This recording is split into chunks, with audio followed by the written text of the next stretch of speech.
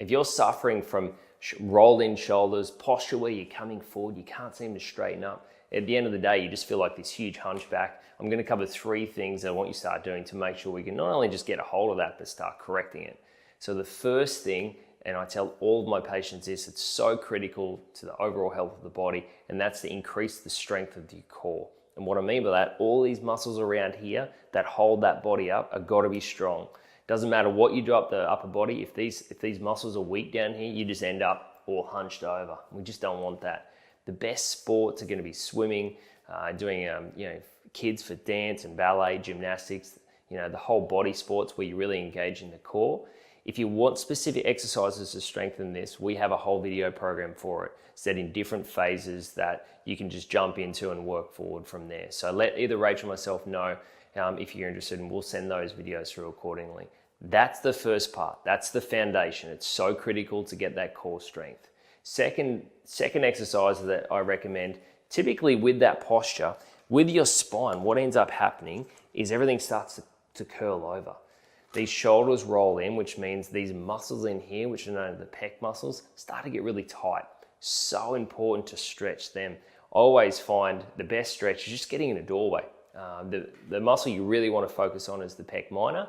Getting in a doorway and just 45-degree angle, rotating in, you want to feel the stretch right here, and that's just really going to open up those shoulders.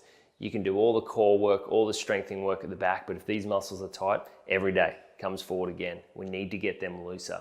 The third one, I'm seeing this more and more, just a lot of weakness in the lower back and also up through the mid back, but this really focuses in on the mid back. Now, I recommend using a TheraBand, a type of TheraBand.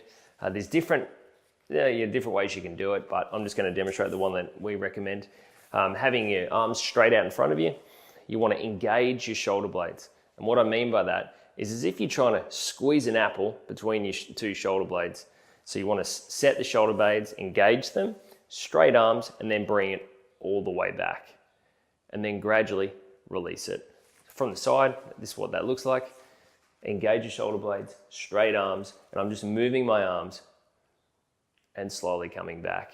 Try not to use the whole body and pull. You want to really just focus in between those shoulder blades.